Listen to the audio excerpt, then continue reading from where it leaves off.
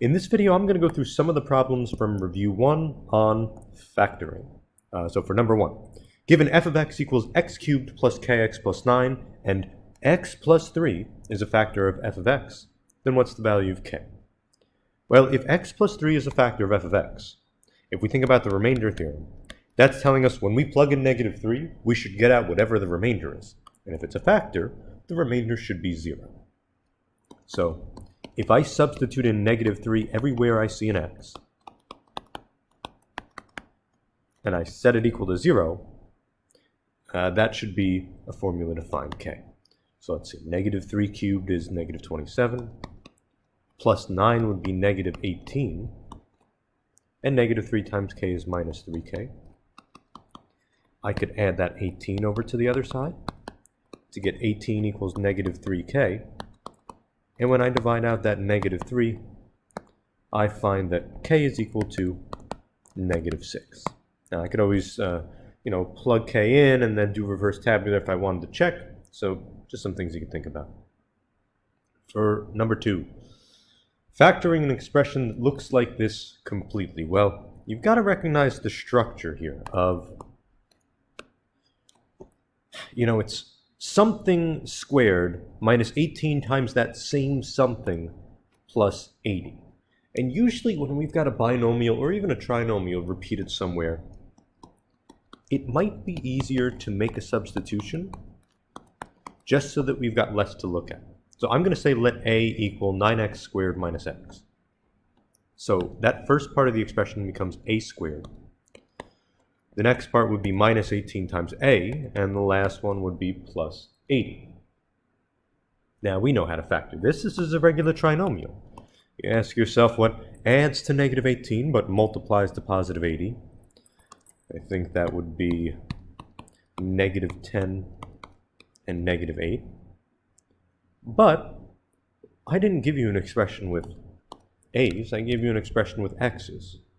So once we have some sort of factored form, we're going to take what we made a, and we're going to plug it back in for a. So now this expression will look like 9x squared minus x minus 10 times 9x squared minus x minus 8. And usually when we're factoring, we want to factor till we can't factor no more. And both of these look like pretty nice trinomials that we could use the AC method for. So just to remind you of how that works, if I multiply 9 and negative 10, I'll just deal with this left polynomial first. I get negative 90. And I want to think of numbers that multiply to negative 90, but add to negative 1. You can guess or check a couple times, but it's going to be negative 10 and 9. So what I'm going to do is I'm going to split up that middle term into plus 9x minus 10x. You could put them in the other order too, and it'll still factor nicely. But now that we've got 4 terms, this will factor nicely by grouping. So let me just make this a little bit smaller here. So if I group the first 2 and the next 2, I could pull out a 9x to be left with x plus 1. And I could pull out a minus 10 to be left with x plus 1 as well. So my first 2 factors are x plus 1 times 9x minus 10. But that's not my full answer, right? I've got a whole nother trinomial I've got to deal with. And this still is an AC method because there's a leading coefficient other than 1. So 9 times negative 8 is negative 72. And if I multiply negative 9 times positive 8, I would get negative 1. So again, I'm going to split up that middle term. I'll make it 9x squared minus 9x plus 8x minus 8. And once we have 4 terms, it becomes a nice grouping problem. So I can pull out a 9x, I could pull out an 8, and these 2 factors would be x minus 1 times 9x plus 8. And these factors can be in any order. As long as you've got these 4 factors, that would be an equivalent expression. Remember, multiplication is commutative. Now for B. Oh, well, it's two terms, so it doesn't look like a difference of two squares, doesn't look like a sum or a difference of cubes. So why don't I just factor out a GCF to start with? So between these two guys, they both have an n in common, but they also have a 5 in common. So if I pull out a 5n, let's see what we would be left with. We'd be left with negative m cubed plus 8n cubed, which, you know, that almost looks like a difference of two cubes, where this is technically factorable in the form that it is. But things usually are easier to think about when that first variable that we have is positive. So instead of pulling out 5n, I'm going to pull out negative 5n as a GCF. So effectively, that's going to change the signs of what I have here. So I've got positive m cubed minus 8n cubed, and now I recognize this as a difference of two cubes, because 8's a perfect cube, m cubed is a perfect cube, and n cubed is a perfect cube.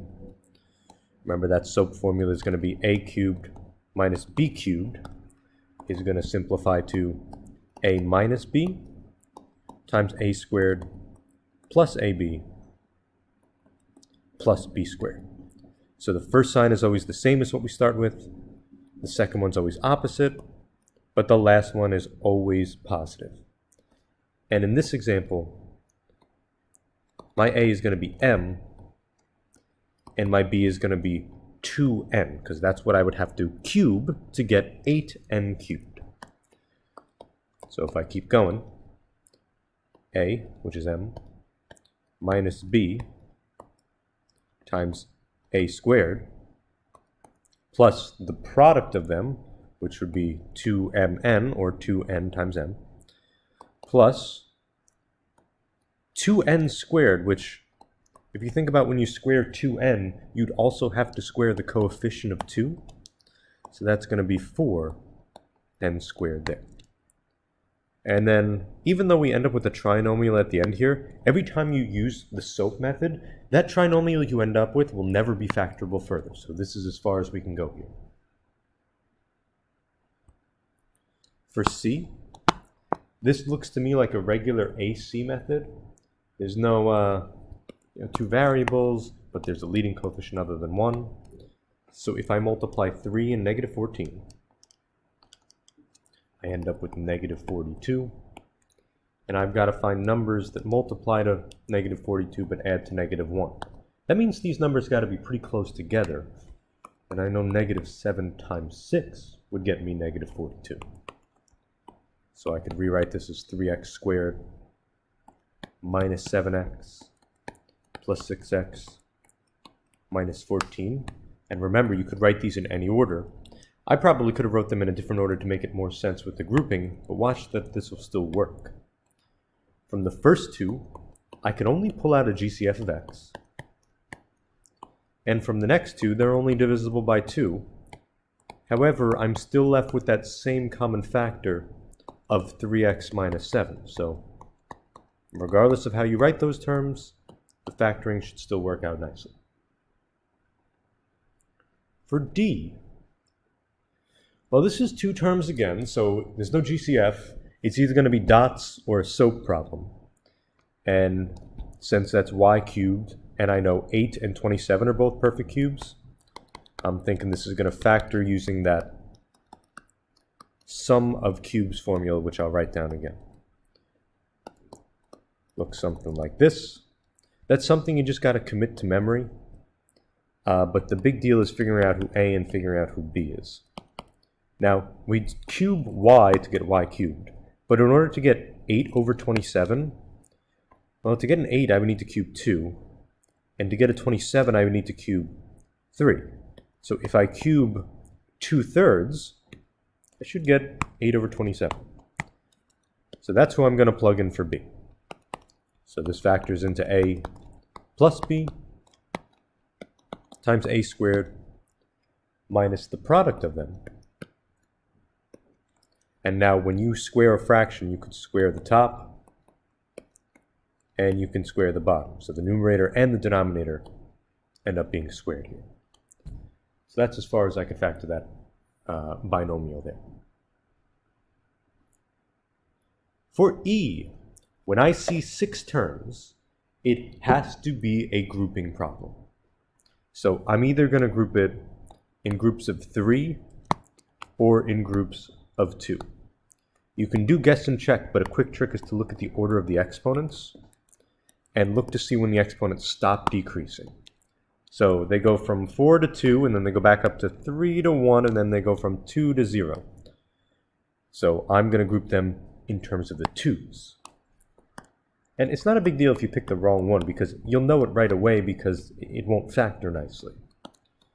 Of when you pull out a GCF from your second group, you should be left with the same binomial you had there. Between 3 and 75, I could pull out a 3. So to be left with x squared minus 25 there.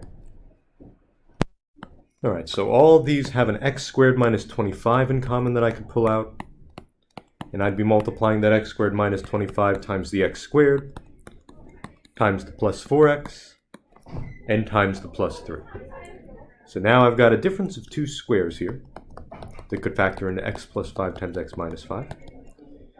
And I've got a regular trinomial, using the AM method real quick, that would factor into x plus 1 times x plus 3. So anytime you see 6 terms, it's always going to be a grouping problem. You're not going to have to combine any like terms. You'll notice we got 2x squareds there. It should already be set up to factor nicely.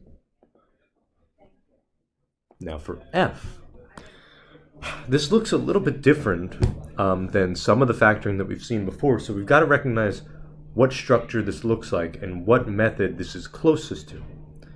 Because this to me looks like it's something squared minus something else squared, which we know factors into a product of conjugate pairs. The fact that they're binomials makes this no different. I could still factor it into something plus something and something minus something. Of that first part would be 5x minus 8. Let me write this a little bit bigger. And the second part would be 5x minus 8 minus something. There's only one thing you got to consider here, though. In that, if my other part is 2x minus 1, in this set of parentheses, I need to remember to include an extra set of parentheses because I'm subtracting all of 2x minus 1 from 5x minus 8. So in the first set, you could include a set of parentheses if you want to, but since these terms are linked by addition anyway, it's not going to make a difference. When you combine like terms here, you're left with 7x minus 7, which we'll talk about in a second. And I have 5x minus 8 minus a 2x, and then plus a 1 once I distribute that negative. So let's see, that would be, oh, first off, that should be minus 9, right? 2 negatives. But this would be 5x minus 8 minus 2x plus 1, which instead is going to be, let's see, 3x, and then 8, negative 8 plus 1 would be minus 7. So this is what this factoring would look like. Now, what you could do, if you really wanted to, is you can distribute this out and distribute this out, be careful about the negative, and then try to factor whatever you get as a trinomial, but recognizing the structure as a difference of 2 things squared makes the factoring take a lot less time, and it's much easier to make a mistake once you start distributing. Oh. G. This is still a difference of 2 cubes. Meaning, once again, we can abide by the formula a minus b times a squared plus the product of a and b plus b squared. Now to get 27q cubed, I would have to cube 3q. And to get 125, I'd have to cube 5. So this would factor into 3q minus 5 times 3q squared, which is going to be 9q squared, because remember you've got to square the coefficient as well, plus the product of them, which would be 15q, 3 times 5 is 15, plus b squared, and 5 squared is just 25. So when you're factoring a sum difference of cubes, there's not much to it other than remembering what the formula is. For something like h, though, this is yet again something where you need to recognize the structure. Something squared minus 14 times that same something, where if I let a be equal to 2x squared minus 3x, and rewrite this top expression as a squared minus 14a plus 45, I can treat it as a regular trinomial and go from there. So I'd ask myself what adds to minus 14 and multiplies to positive 45. Oh, let's see, I think that's going to be 9 and 5. They both got to be negative, but they do add to negative 14. And then once we have something in a factored form, we can substitute a back in. We said a was going to be 2x squared minus 3x. So I'll plug it in for the first a, and I'll plug it in for the second a as well. Now that I have that, these are two trinomials that we could just use the AC method for. So I'll keep going off to the side here.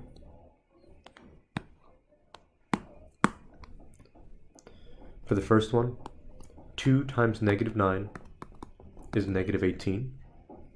I'm looking for numbers that add to negative 8, that multiply to negative 18, but add to negative 3, which would be, let's see, we got negative 6 and 3, I think would be a good pair.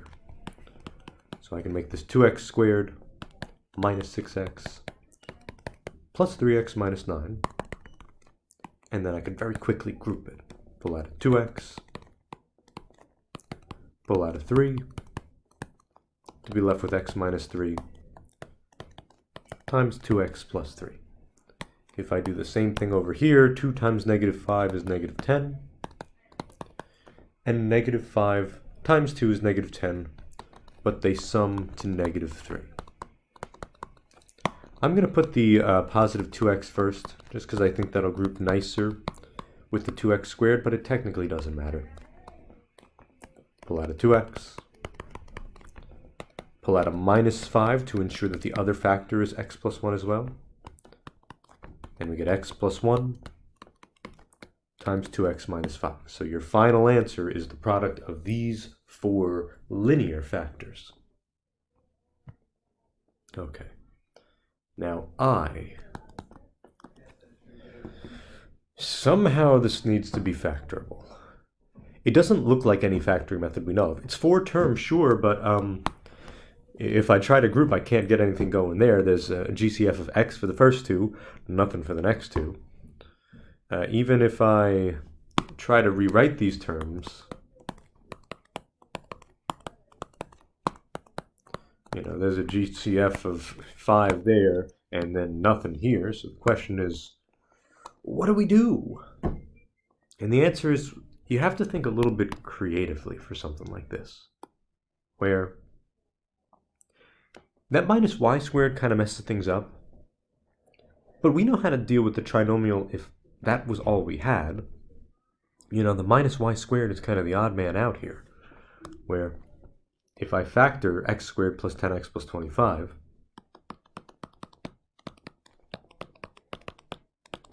I ask myself what adds to 10 and multiplies to 25. So that factors into x plus 5 times x plus 5, or x plus 5 squared. Which is really interesting, because once we do that, almost magic trick, it looks to me like we've got a difference of two things squared here. X plus 5 squared is a perfect square, and y squared is a perfect square. So I can rewrite this as x plus 5 plus y times x plus 5 minus y. And that's the only method we would be able to use to factor this. I think something like this might be too hard for a test or something, but it still is something to think about of how these questions can be asked creatively. For J, this is also another factor by grouping problem because we've got 6 terms here. But instead of grouping it in terms of 2's, it'd be easier to group it in terms of 3's because my exponents go 4, 3, 2, and then they stop decreasing and go 2, 1, 0. So you look for when they stop decreasing to make your groups. From these first 3 terms, I could pull out an x squared, and I'd be left with x squared plus 8 plus 12. From these next 3, keep in mind that I want my first term just to be x squared to match with the set of parentheses I already have here. So I pull out a minus 4. And then both these sets of parentheses match. So I could pull out the x squared plus 8x plus 12 as a GCF, and I'm left with x squared minus 4. There will always be more factoring you could do when you've got 6 terms, so just keep that in mind. You could express your answer like this, or you might see it like this as well. So those are the 2 cases for 6 terms. Sometimes it's groups of 3s, sometimes it's groups of 2s. You got to look at the order of the exponents for a clue there. All right, for K, structurally this looks like a regular trinomial with a leading coefficient of 1. So we're going to try the AM method here. The only difference is, in order to get an x squared, I'd have to multiply x to the 4th, I'd have to multiply x squared times x squared. I still ask myself the same questions of, oh, okay, well, I know minus 9 times a minus 4 would get me positive 36, and they add to negative 13, and this is actually pretty good because both of these are differences of 2 squares, which also factor further. So in these cases, sometimes you'll end up with linear factors when you're factoring a degree 4 polynomial. Sometimes you won't. It just depends if these are perfect squares or not when you get down to it. And now for the last one, again, this is 3 terms. So it has to behave somehow like a regular trinomial to ask yourself what adds to 9 and multiplies to negative 36. To get AB squared, I'd have to multiply AB times AB. To get 36, I'd multiply, I think, negative 12 and positive 3. But I want them to multiply not to negative 36, but to negative 36c squared. So to ensure that happens, I'd make them negative 12c and positive 3c. So the fact that there are other variables here doesn't change the way we analyze it. It just changed the way these factors look a little bit. It's like when you have both an x and a y, how you slap a y until the end of that. The analysis here is very similar. The big thing you got to look for is how many terms you have to determine what sort of factoring method it is. Number 3, if you want to determine which of these is a factor of f of x, you want to use the remainder theorem. So you'd plug in negative 1 for x, you plug in positive 1, you plug in positive 8, and you plug in positive 2, and each of these will yield the remainder rather than actually having to do all the division. And I'll tell you, when you end up plugging in 1, you do get out 0. So x minus 1 would be a factor of f of x here. Now for part A, number 4, I'm going to do a little bit of reverse tabular here. Usually the goal of this is to factor a polynomial that would otherwise be unfactorable. 2x cubed, x squared, minus 24x, and positive 9. So I'll put the 2x cubed here, and this would have to be 2x squared to multiply to x to get 2x cubed. 2x squared times a minus 3 would be minus 6x squared. So this would have to be 7x squared to add to positive 1. So this would have to be 7x minus 21x minus 3x, and positive 9, it checks out that this goes in evenly. So this is in fact a factor of our numerator here, meaning we could write this numerator as x minus 3 times 2x squared plus 7x minus 3. So that would be an equivalent way to write it. Now, this trinomial might be factorable further, but it tells me to write it as a product of two factors. It doesn't say write it as a product of linear factors, where in that case I might try to use the AC method there to see what works. Okay, for number 5, algebraically determine the values h and k to correctly complete the identity stated below. So this polynomial is equal to x minus 4 times this polynomial plus k. Well, I'm just going to distribute this right-hand side here just to see what it looks like. To get 2x cubed plus hx squared plus 3x, and then I'll distribute the minus 4 to everything. So minus 8x squared minus 4hx minus 12 plus k.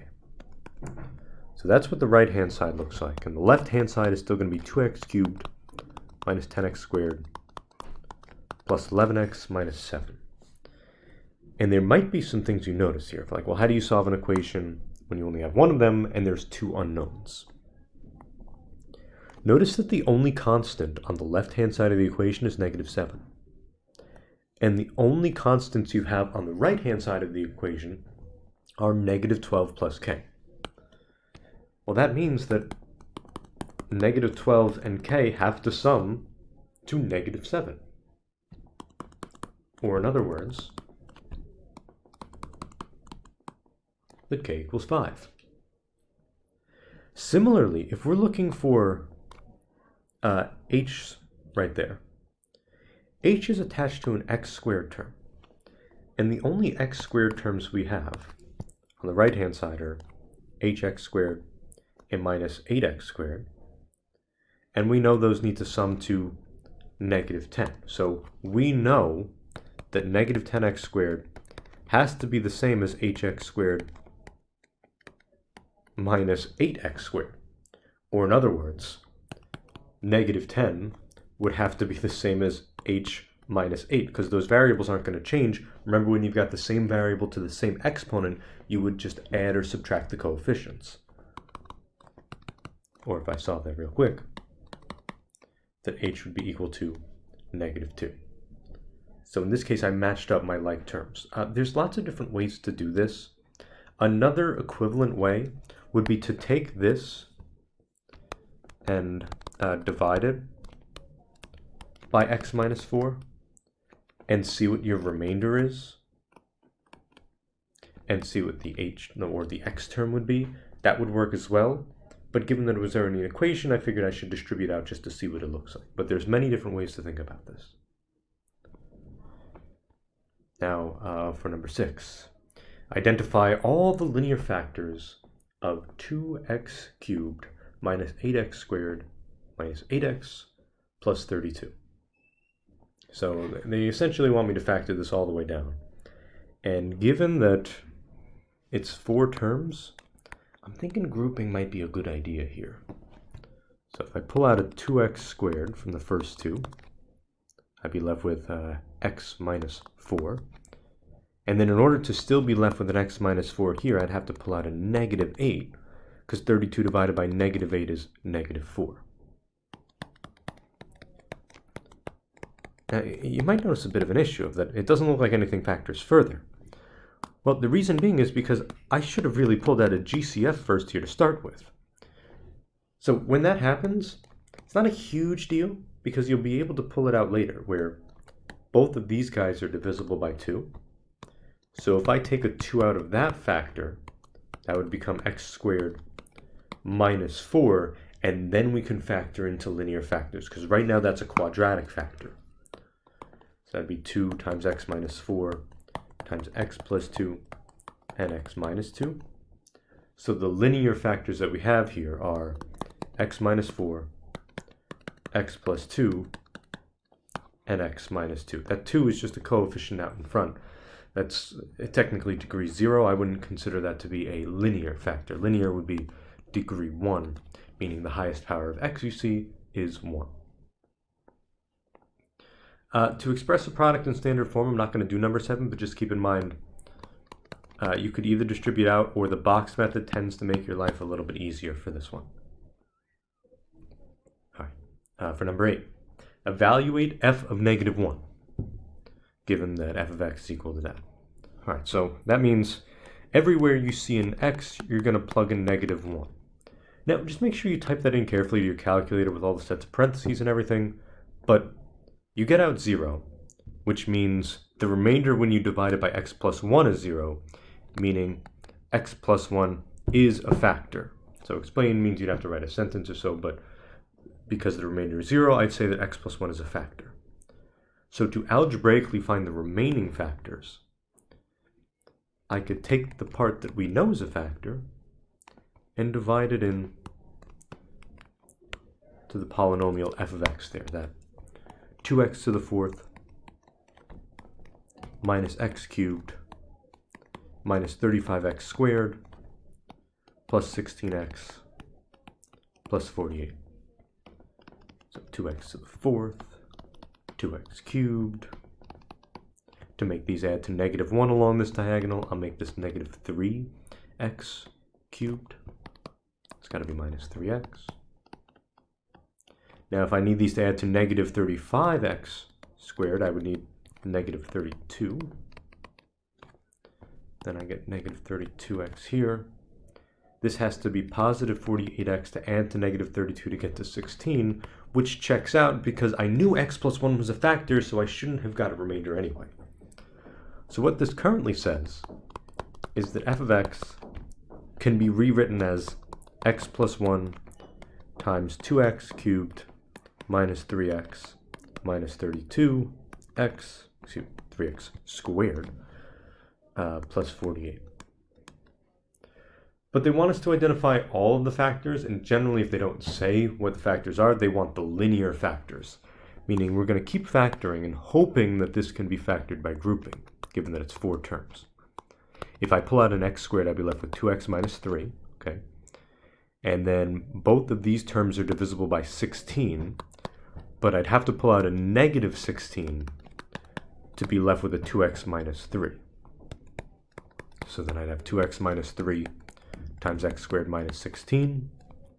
Or if I factor that difference of 2 squares, that would be x plus 4 times x minus 4. So those are all the factors of f of x. So that's an equivalent way to write it. Now for number 9, which expression is equivalent to this guy right here?